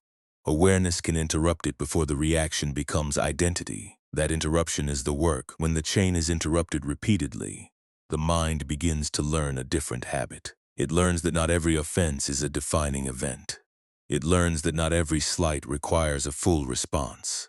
It learns that the self does not vanish because someone else failed to honor it. It learns that composure is not the same as surrender, and restraint is not the same as weakness. This learning changes the quality of presence. A person who is no longer in a constant contest for rank can engage others more genuinely. They are less likely to listen for hidden insults because they are less addicted to hidden superiority. They are less likely to overreact because they are not constantly scanning for signs that their place is at risk. This frees them to see people as they are, rather than as instruments in a private contest. That alone is a major release. It becomes possible to encounter another person without making them a mirror for self-evaluation. They can be wrong without you needing to feel superior. They can be difficult without you needing to feel attacked. They can disagree without you needing to feel erased. The relationship becomes simpler when the hidden fight for position ends. And with that simplicity comes space. Space to listen, space to reflect, space to respond slowly, space to let things pass without converting them into stories about your importance. That space is not empty. It is full of possibilities that anger tends to destroy. In anger, everything narrows to one issue, one wound, one reaction. In spaciousness, the field remains open enough for wisdom to enter. This is one reason the path of non-attachment is so often mistaken for coldness. From the outside, the person may appear less dramatic, less easily provoked, less invested in proving themselves. But inside, what has happened is not emotional flattening. It is the loss of an unnecessary struggle. The person is no longer fighting to remain on top of a ladder that never had a solid base. They have seen that the ladder was part of the problem. And once that is seen, much of anger's authority disappears along with it. Once the mind sees through the ladder of status, it begins to notice another trap, the assumption that emotional pain must always be treated as an emergency. Anger often becomes so normalized that people stop recognizing how much of their inner life is organized around urgent response. The phone rings, the message arrives, the comment lands, the delay happens, the face changes, and immediately the mind moves into a posture of defense. It acts as if every disturbance requires immediate correction, but not every disturbance is a crisis. This is one of the quieter revelations on the path. Much of what passes for necessary reaction is only habit reinforced by repetition. The mind has been trained to believe that immediacy equals importance. If something unsettles us, we assume we must answer at once, fix it at once, define it at once, and protect ourselves from it at once. In that atmosphere, there is no room for insight. There is only momentum. Buddhist practice creates a break in that momentum. It teaches that the first duty is not response, but seeing. Before action, there is awareness. Before speech, there is observation. Before defense, there is recognition. This sequence matters because once the mind starts moving too fast, it can no longer distinguish between an actual threat and a symbolic one. A small irritation is inflated into a personal violation. A passing discomfort is upgraded into a story of disrespect. A difference of opinion becomes a struggle for survival. The untrained mind does this automatically. The trained mind pauses. That pause is not empty. It is full of intelligence. In that pause, the person can ask what is actually happening. What part of this is fact? What part is interpretation? What part is memory? And what part is the ego's attempt to preserve its standing? Those questions are not glamorous, but they are transformative. They interrupt the compression that turns a simple event into an emotional catastrophe. This is why emotional untouchability should never be confused with numbness. Numbness is a kind of absence. Untouchability is presence without entanglement. The person still feels the event, but they do not let the event colonize their inner state. They remain in contact without becoming captive. That distinction becomes especially important in relationships. Most conflicts between people are not caused by the event itself, but by the speed with which the event is interpreted as a threat. One person speaks with a tone that lands badly. Another person hears rejection where none was intended. A delay is read as disrespect. A correction is read as humiliation. A boundary is read as aggression. The mind, already primed by attachment, fills in the blanks with threat. Once again, the real issue is not the surface incident. It is the hidden need beneath it. When the need for validation is exposed, the reaction loses some of its inevitability. When the need for control is exposed, irritation begins to loosen. When the need to preserve an identity is exposed, the emotional charge becomes less convincing. At that point, one starts to see that much of the suffering was being sustained by the mind's own insistence on making everything personal. This is a profound burden to release. To stop taking everything personally does not mean becoming indifferent to people. It means becoming less susceptible to the ego's demand that every event be a verdict on your worth. The world is not continuously evaluating you. Most events are simply events. Most people are acting from their own conditioning, not orchestrating a drama around your identity. When this becomes clear, a huge amount of friction disappears. The mind can then begin to meet the ordinary imperfections of life with greater ease. Plans will still change, people will still disappoint, bodies will still ache, institutions will still fail. But the inner practice is no longer to add a second layer of suffering by insisting that these realities should not exist. The practice is to meet them directly, respond intelligently, and refuse to build a prison out of resistance. This is what makes the path both severe and gentle. Severe, because it asks you to abandon many comforting illusions. Gentle, because it relieves you from carrying the burden of constant opposition. Life is hard enough without the mind turning every difficulty into a personal affront. Once that extra burden falls away, even hardship becomes more workable. What remains is not victory over the world, but a different relationship to it. The world can be unpredictable without becoming an enemy. Other people can be difficult without becoming villains. The self can be vulnerable without becoming helpless. These are not small changes. They represent a new orientation toward existence, and in that orientation, anger is no longer the default instrument of protection. It becomes simply one possible reaction among many, and often not a useful one. There is a deeper reason why anger loses power when awareness grows. It depends on fragmentation, while awareness brings coherence. The angry mind is split against itself. One part wants one thing, another part fears losing it. Another part wants revenge, another part wants justification, another part wants to appear strong, and another part quietly feels ashamed. These parts do not move together. They jostle, compete, and amplify one another. That internal conflict is exhausting. People often imagine anger as a force of unity because it can feel focused. In truth, it is frequently a scattered state pretending to be decisive. The body tightens, the breath shortens, the thoughts accelerate, the memory reaches backward, the imagination projects forward, and the self tries to hold all of it together through sheer tension. This is not strength, it is strain. Awareness does something very different. It gathers the pieces without forcing them. It does not argue with the sensation, the thought, or the impulse. It simply sees them together. That seeing creates coherence. The feeling is no longer fragmented from the observer. The impulse is no longer hidden. The story is no longer automatic. Because all parts are visible, none of them needs to dominate the others. This is why meditation and mindfulness are not merely relaxation techniques. Their real function is to reveal the structure of reaction while it is still forming. They train the mind to remain present long enough to recognize how anger assembles itself. First there is contact, then evaluation, then resistance, then narrative, then identification, then action. If the chain is seen early enough, it can be interrupted. If it is interrupted enough times, the chain begins to weaken. That weakening is not dramatic, but it is real. A person may still feel irritation, yet the irritation no longer takes over the entire field of consciousness. It becomes one condition among many instead of the ruler of the mind. This matters because when anger is not allowed to monopolize awareness, other qualities can remain present alongside it.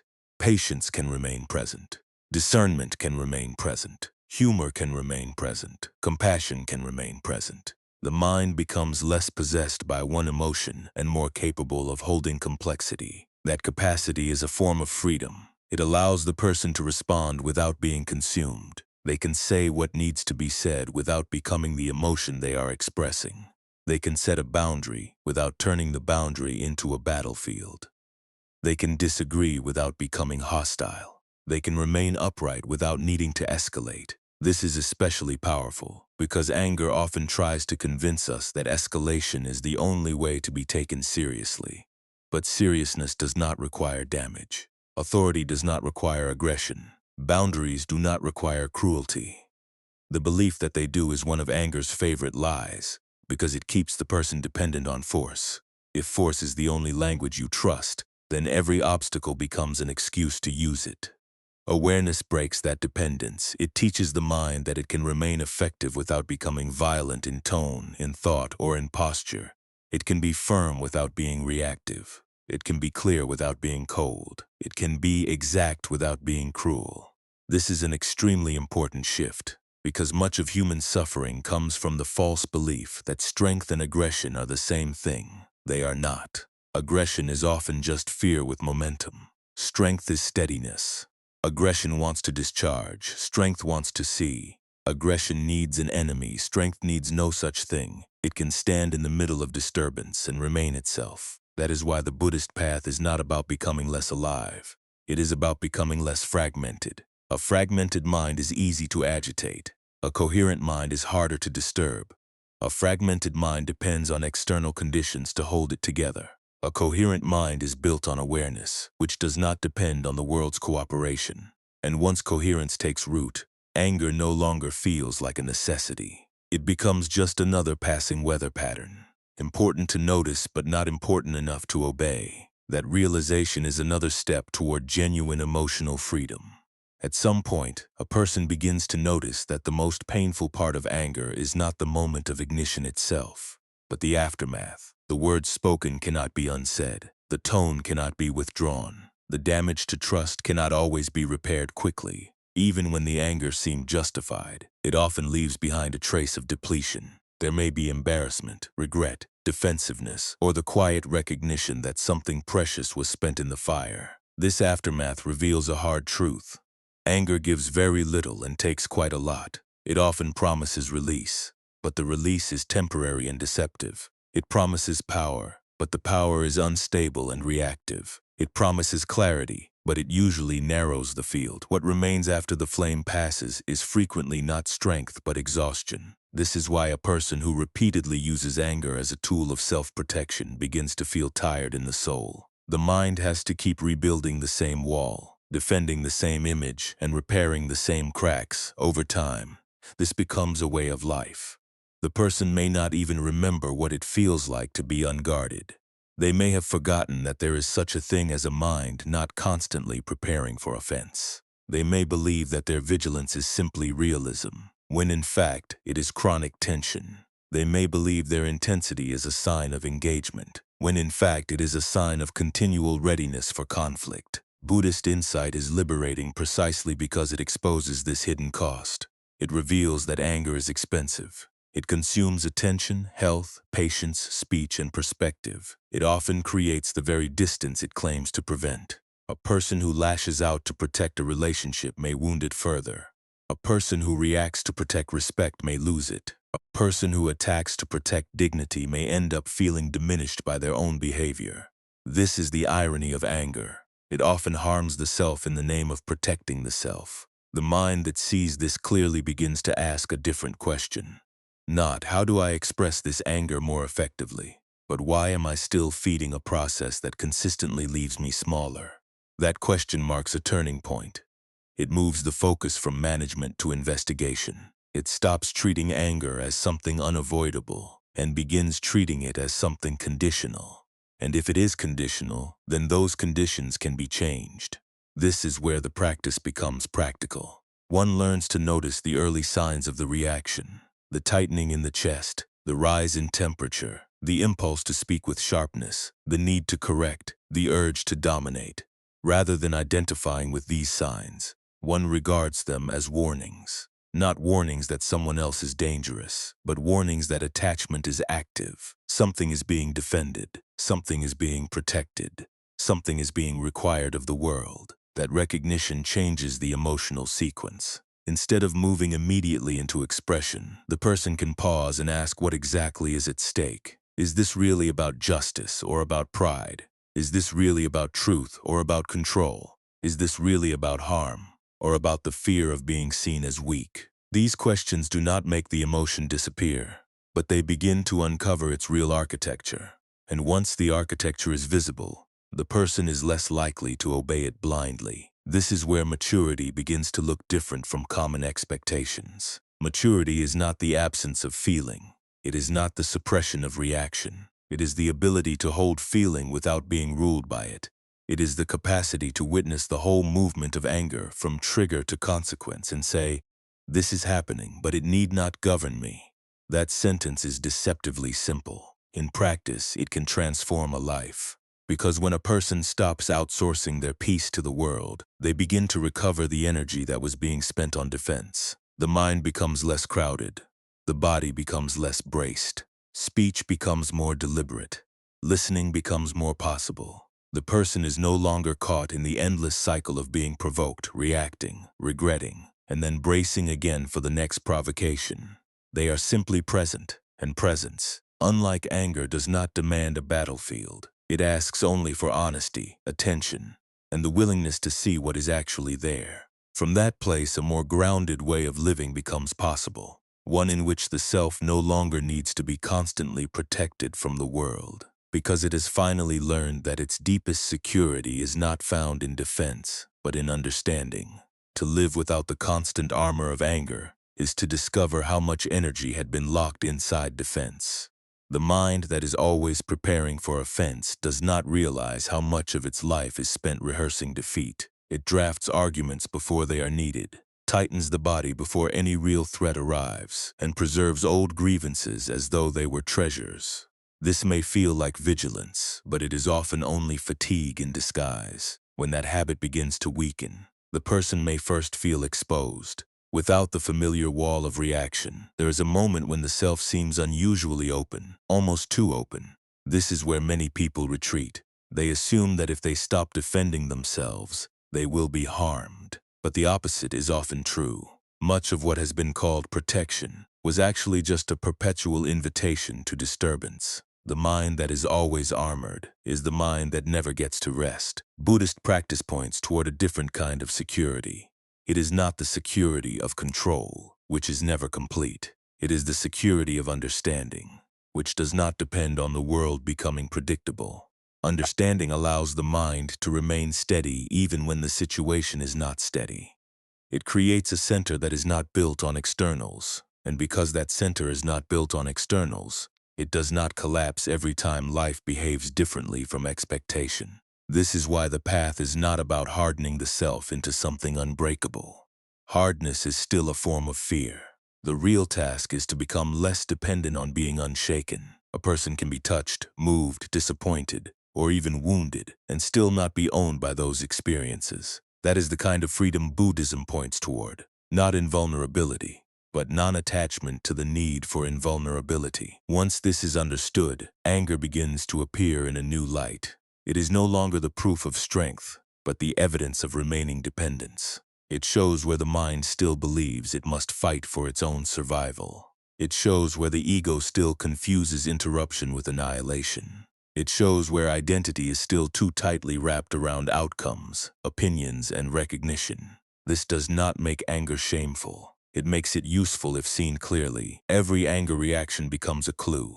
It tells us where the self still believes it is endangered. It tells us which image is still being guarded. It tells us what has not yet been released. In that sense, anger can be an honest teacher if we stop treating it as a command and start treating it as data. The trouble is that most people do the opposite. They protect the reaction and ignore the lesson. They justify the explosion and miss the attachment underneath. They focus on the person who caused the anger and never examine the internal demand that made them susceptible to it. This is how the cycle continues. The same wound is touched over and over, and each time the mind reacts as if it has learned nothing. The path out is not complicated, though it is not easy. It begins with the willingness to ask a question that the ego dislikes. What am I defending right now? Is it a position, a reputation, a fantasy of control, a sense of being right, a self-image that cannot tolerate correction? These are the hidden valuables in the fortress, and once they are named, they can begin to loosen. A person does not become free by pretending nothing matters. They become free by recognizing that the things they thought mattered absolutely have been secretly controlling them. When that recognition matures, the need to react weakens, not because the world has become kinder, but because the mind has become less enslaved by its own demands. This is the beginning of emotional adulthood. Not the ability to never feel heat, but the ability to see heat without surrendering to it. Not the ability to avoid all triggers, but the ability to meet triggers without becoming smaller inside them. Not the ability to dominate life, but the ability to stop demanding that life obey. That is a profound shift. It changes the meaning of peace from a fragile state that must be protected into a stable capacity that can travel with you through uncertainty. A person with that kind of peace no longer needs the world to remain quiet in order to remain clear. They can carry clarity into noise, instability, disagreement, and delay, and that is where true power begins. There is a final illusion that often survives even after many other attachments have weakened. The belief that once a person understands anger, they should never feel it again. This expectation is itself a subtle trap. It turns insight into a performance standard and creates a new reason for self-judgment. The person who becomes irritated after believing they were beyond irritation may feel double frustration. First at the original reaction, and then at the failure of the identity they had built around being above such reactions. This is why spiritual pride is so dangerous. It gives the ego one last elegant costume. The aim is not perfection, it is transparency. To become transparent is to stop hiding from the movement of the mind. It is to let thoughts arise without treating them as personal scandals. It is to let emotions appear without turning them into a verdict on one's progress. A person who is truly learning does not become offended by their own humanity. They simply keep seeing. That seeing is enough. Each moment of honest observation weakens the old reflex a little more. Each time the person notices anger before speaking, the chain becomes less automatic. Each time the person recognizes the demand beneath the frustration, the demand loses some of its secrecy. Each time the person feels the impulse to defend and chooses instead to remain still, they create a new groove in the mind. Over time, the old groove of reactivity becomes less dominant. This is how transformation happens in real life. Not by dramatic declarations, but by repeated recognitions. The person begins to notice that anger has a very specific texture. It is often urgent. It often wants certainty. It often wants immediate victory. It often wants the other person to be smaller so the self can feel larger. Once this texture is understood, the emotion loses some of its mystique. It stops looking like a noble force and starts looking like a familiar compulsion. That change in perception is powerful because it removes glamour from the reaction. Many emotions survive because they are romanticized. Anger is often romanticized as honesty, fire, courage, and conviction. But when examined carefully, it is frequently just an attempt to force reality into a shape the ego prefers. Seen in that light, its prestige fades. It becomes less attractive. It becomes easier to decline. This decline is not repression. It is wisdom. Repression pushes emotion underground where it mutates. Wisdom exposes the emotion to light, where it can be understood and released. The difference is everything. The more a person can see anger as a passing condition, rather than a defining force, the less they need to fear it. And once fear of the emotion weakens, the emotion itself loses momentum. It no longer gets the same attention, the same authority, the same dramatic stage. It may still arise because the conditions of life are complex and the mind is conditioned, but it does not have to become a crisis. That is a great relief. It means the work is not to become an impossible kind of person. It is to become a more awake one, a person who can say, "There is anger here," without collapsing into the claim, "I am anger." A person who can say, "Something in me wants control," without instantly obeying that want. A person who can say, "I have been triggered," and then use that trigger as a doorway rather than a prison. At that point, the life of the mind becomes less dramatic and more real, less theatrical, more precise, less entangled, more open. The person no longer needs to curate an image of being beyond disturbance.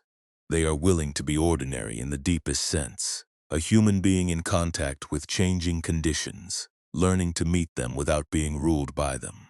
That ordinariness is not small, it is vast. It is the space in which anger no longer feels like destiny. It becomes one condition among many. and not the one that gets the final word. What remains when anger no longer has the final word is not passivity, but a cleaner form of participation. The person still acts, they still speak, they still make choices, but the inner posture has changed. They are no longer trying to defeat life before living it.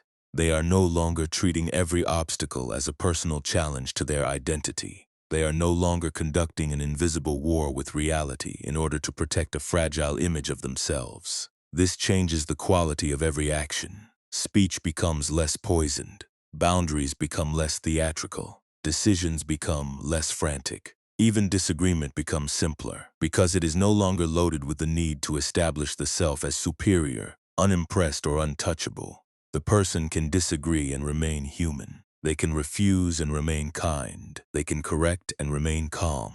They can be firm without becoming cruel. This is often misunderstood by those still inside the fortress. They see non-reactivity and assume it means weakness. They see composure and assume it means withdrawal. They see calm clarity and assume it means indifference. But the truth is the opposite. The person who is less dependent on anger is more available to reality.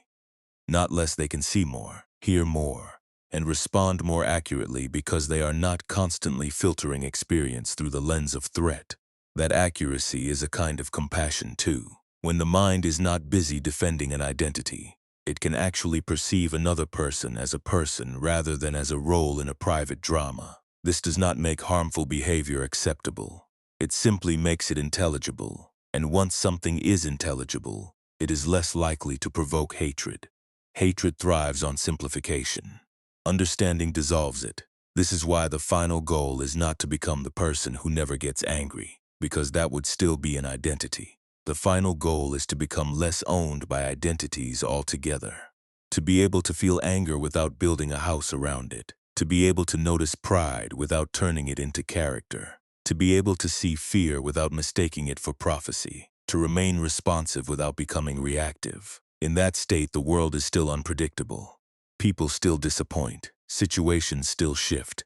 Life still refuses to obey personal preference. But the mind no longer experiences every shift as a threat to existence. It learns, gradually and honestly, that peace does not depend on controlling the field. It depends on understanding one's relation to the field. And when that understanding deepens, something remarkable happens. The fortress no longer seems necessary. The walls begin to feel heavy. The vigilance begins to feel artificial. The constant need to defend a self begins to look less like dignity and more like confinement. The mind starts to recognize that it has been paying a huge price to protect a structure that never truly made it safe.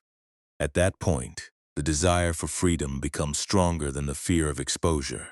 That is the real turning point, not when anger vanishes forever, but when the person sees that continuing to feed it no longer makes sense. The cost is too high. The reward is too poor. The cycle can be broken. Then the question changes. It is no longer, how do I preserve myself from disturbance? It becomes, why was I ever so committed to remaining imprisoned by it?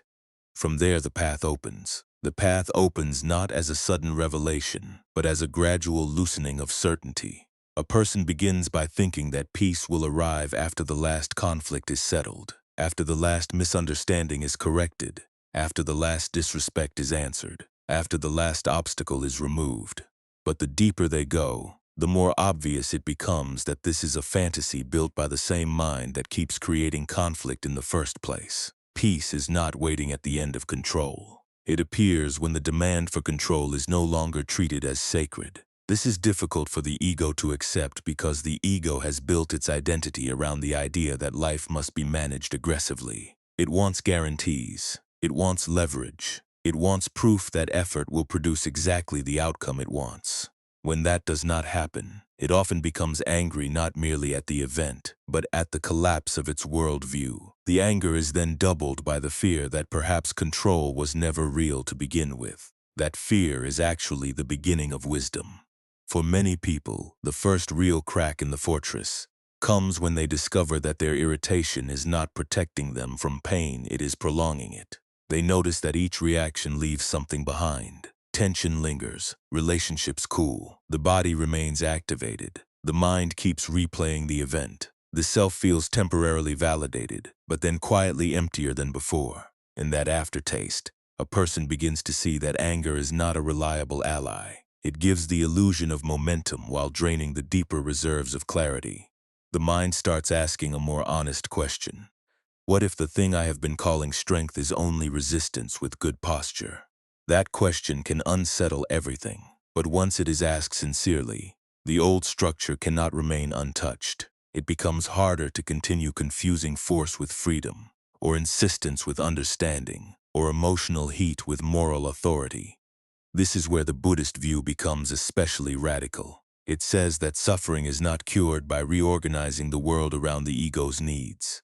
It is cured by changing the relation of the mind to what arises. That sounds simple, but it reverses the direction of the entire project. Instead of making the world responsible for peace, the person learns to examine the mind that keeps demanding peace from the world. Instead of asking how to win every encounter, they ask why every encounter feels like a contest in the first place. These are the questions that dissolve old habits. The answers usually lead back to attachment. Attachment to being seen well. Attachment to being treated fairly. Attachment to being in control. Attachment to being right. Attachment to being safe from embarrassment, loss, or uncertainty. Each attachment appears reasonable from inside the fortress. Each one seems to promise stability, but together they create a life that is always on edge, always waiting to be confirmed, always ready to resent whatever does not cooperate. A mind that lives this way may look active, but internally it is already tired. When that tiredness becomes visible, the appeal of anger starts to fade. The person begins to recognize that the energy once spent on defending the self could be used for something more useful, more honest, and more alive. Attention could be given to the present instead of to the grievance. Breath could be allowed to deepen instead of shortening with each provocation. Speech could be chosen instead of discharged. Life could be met instead of fought. This is not the fantasy of never feeling upset again. It is the more durable freedom of no longer being owned by upset when it appears. In that freedom, the self becomes less theatrical. It no longer needs to stage every discomfort as a drama of disrespect. It no longer needs to perform its importance through outrage. It no longer needs to prove its worth by resisting everything that does not fit. The mind can simply notice, adjust, and continue. That simplicity is not small. It is vast for a person who has spent years inside tension. The absence of unnecessary resistance feels almost unreal at first. It is quiet in a way that may seem empty to the habituated mind. But that quiet is not emptiness in the barren sense. It is space. Space in which thought can slow down, feeling can be seen, and action can become precise. Space in which the inner life no longer has to be crowded by urgency, and in that space, there is room for real compassion, real discernment, and real peace.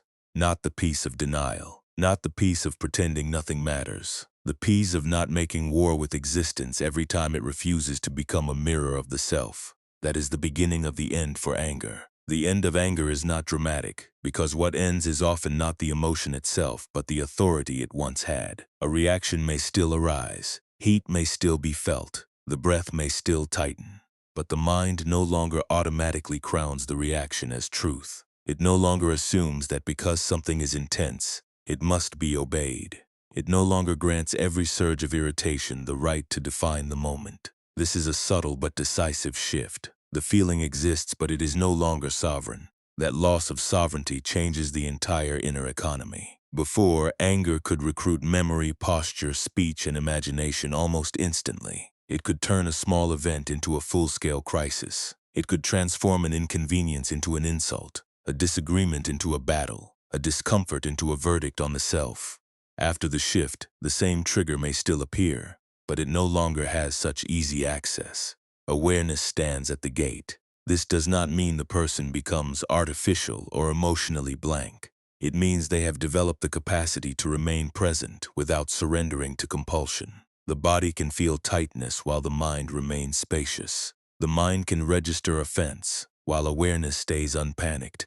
The person can see the reaction as it forms without fusing with it. That non-fusion is essential. Most suffering is intensified by identification. The mind does not merely feel anger, it becomes the angry one. It does not merely feel hurt, it becomes the hurt one. It does not merely feel insulted, it becomes the disrespected one. Once the label hardens, the reaction begins to organize the self around it. The person starts to move as though the label were a fact about their being, rather than a temporary condition passing through it. Buddhist practice undermines that process by returning the person again and again to observation. What is arising? What sensation is present? What story is being told? What is being protected? What expectation has been violated? What self-image is being defended? These questions are not meant to trap the mind in endless analysis. They are meant to reveal the mechanics of the reaction until its spell is broken. When the mechanics are seen repeatedly, the reaction loses glamour. What once felt like power begins to look like habit. What once felt like righteous force begins to look like fear with language attached. What once seemed like a necessary defense begins to appear as a compulsive contraction. This is not a humiliation. It is a liberation from false grandeur. The mind is then able to choose differently. It can choose not to answer immediately. It can choose to listen longer than the ego prefers. It can choose to let a minor offense pass without building a monument to it. It can choose to hold a boundary without hatred. It can choose to value clarity over victory. These choices may seem small from the outside, but they are the very substance of inner transformation. Because each time the mind does not obey the old pattern, the pattern weakens. Each time awareness remains present instead of collapsing into reaction, the person gains a little more freedom. Not from the world, which remains unpredictable, but from the habit of being conquered by every disturbance. This is what emotional maturity looks like in practice. It is not the promise of perpetual calm. It is the increase of freedom within turbulence. It is the ability to remain available to life without constantly translating life into threat. In that state, anger still serves a diagnostic role. It shows where the work remains. It reveals what still stings, what still demands confirmation, what still fears loss, but it no longer gets to define the whole person. It becomes a signal rather than a ruler. That is a profound change in relationship. The person is no longer serving the emotion. The emotion has become information. And information can be used. It can be studied, understood, and released. What remains after anger has lost its throne is not emptiness in the cold sense, but openness. This is one of the hardest things to explain to someone who still believes that defense is the same as being alive. Openness can seem dangerous to a mind trained in suspicion. If I am not braced, will I not be harmed? If I am not angry, will I not become passive? If I am not ready to strike back, will I not be taken advantage of? These fears are understandable, but they are based on a misunderstanding. Openness is not the absence of discernment.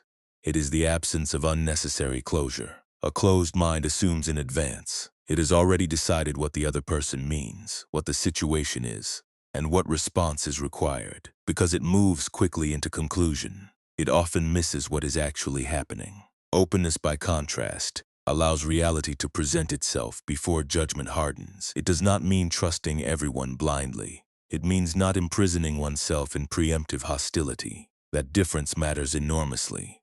A person with openness can still say no. They can still leave. They can still confront. They can still protect what must be protected, but they do so from clarity rather than from panic. They no longer need anger to create a feeling of authority. Their authority comes from the simple fact that they are not internally at war. This makes them harder to destabilize than a person who is always armed. The armed person is constantly anticipating a blow.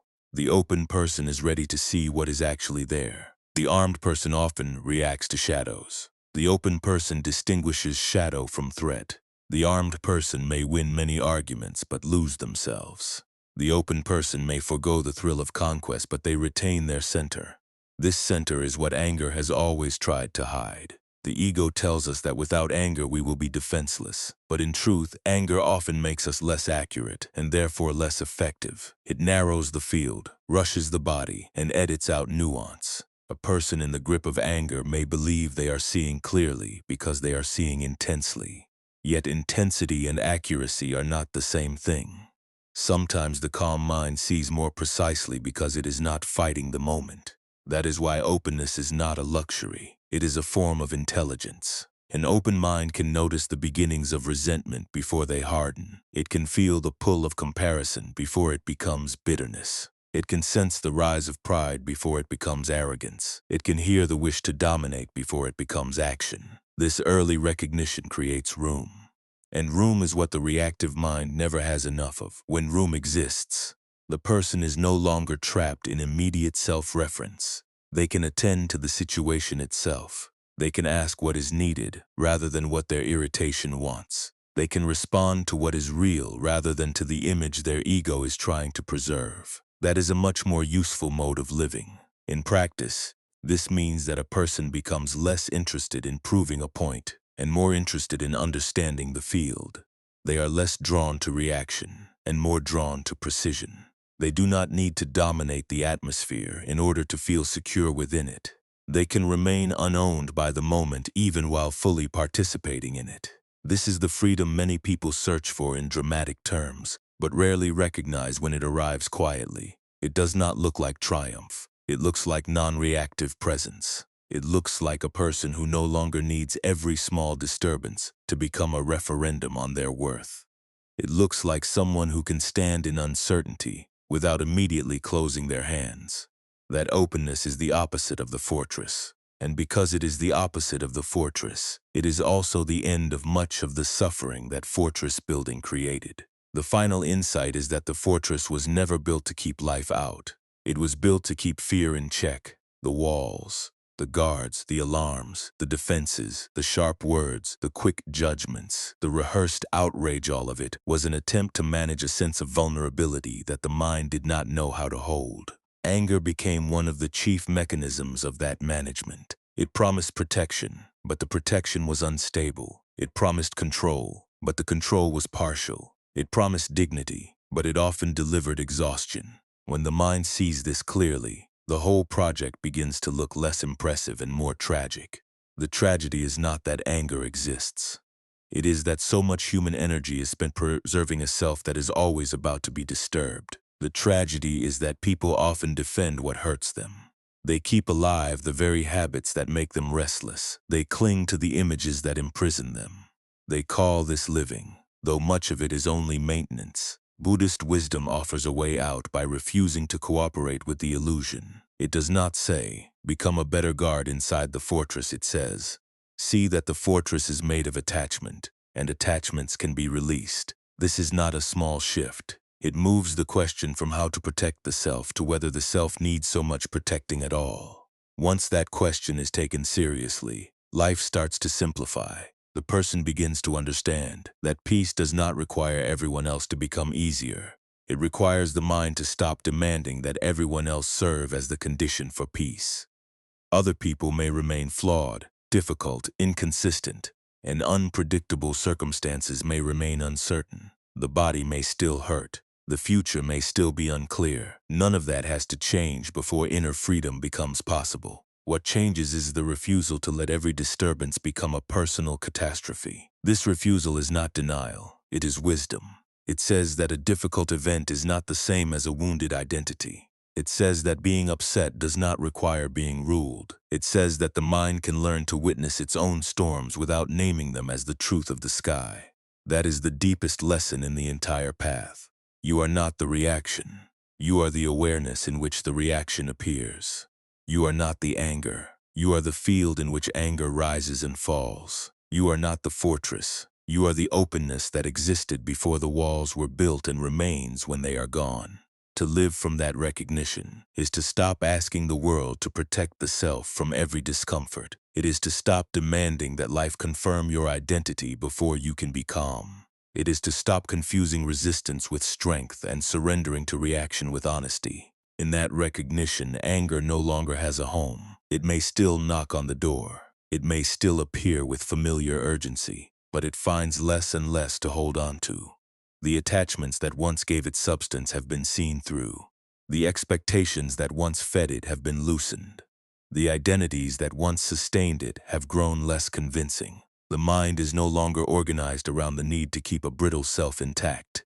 And when that need fades, something quiet and powerful remains. Not a persona, not a performance, not a spiritual image, just clarity, just presence, just the freedom of a mind that no longer mistakes its chains for strength.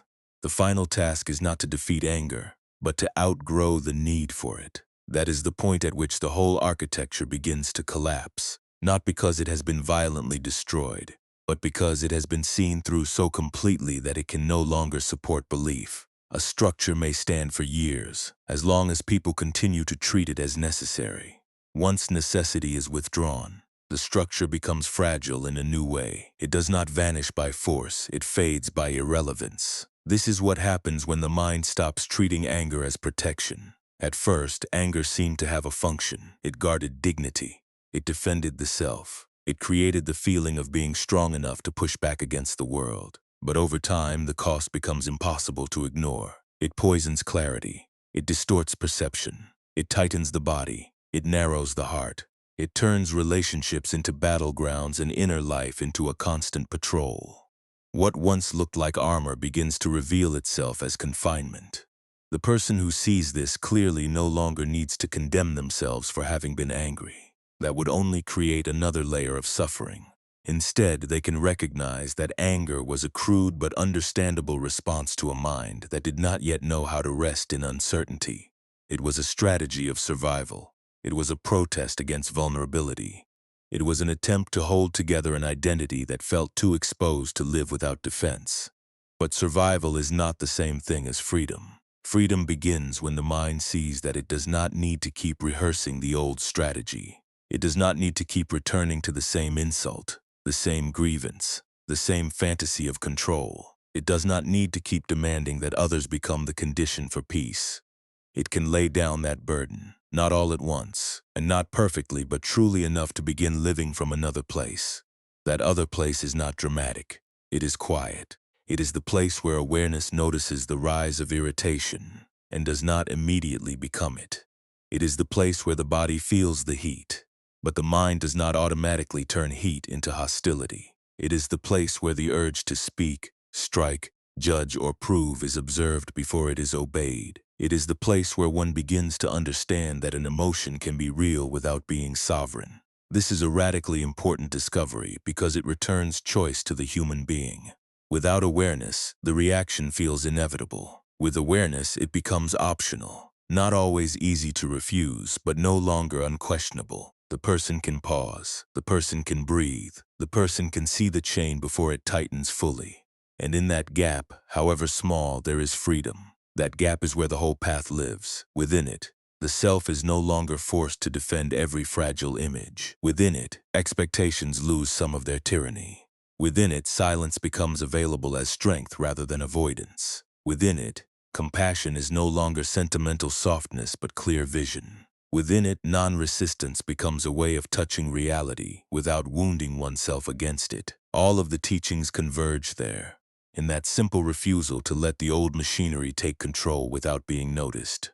It is important to understand that this does not create a person who never experiences disturbance. Life remains life. There will still be loss, misunderstanding, disappointment, frustration, and pain. The Buddhist path does not remove the weather. It changes the way the sky relates to the weather, and that is enough to transform a life. The storm may still move across consciousness, but it no longer becomes the entire identity of the one who sees it. That distinction is the final liberation. The self no longer needs to say, "This is who I am," every time a feeling arrives. It no longer needs to build a temple out of every reaction. It no longer needs to convert each discomfort into evidence of betrayal. It can simply know this is arising. And because it knows, it does not have to worship or obey the arising. It can let it move through the field of awareness like wind through an open space. In the end, the most profound peace is not a state of perfect calm. It is the absence of the compulsion to make war with what is present. It is the relinquishing of the demand that reality should first be different before you can be at ease. It is the recognition that the mind has been holding its own throat with its own hands. When those hands loosen, even slightly, the whole world feels different. The same events occur, but they strike less deeply. The same words are spoken, but they do not always find a wound. The same delays, failures, and disagreements arise, but they no longer automatically become assaults on identity. There is room now. Room to see, room to breathe, room to choose. That room is not created by controlling others. It is created by no longer needing them to organize your inner state. This is why the final answer is always internal. Not because the outer world is irrelevant, but because the outer world can never be the final architect of peace. Peace must be discovered where anger first began, in the mind that believed it needed something external to become whole. When that belief dissolves, the fortress is no longer necessary. The walls were always made from a misunderstanding, and misunderstandings can end. What remains is not a perfected self. It is a clear one, not a self that has conquered reality, but one that no longer argues with it as though argument were wisdom. Not a self that has become untouchable in the sense of being deadened, but one that is no longer easy to poison from within. That is the end of the journey and the beginning of a different life. A life without the burden of constant defense. A life in which anger may appear, but does not rule. A life in which the mind no longer mistakes its fear for strength. A life in which peace is not something granted by the world, but something uncovered when the world is finally allowed to be what it is. And when that happens, there is no longer any need for the glass fortress at all.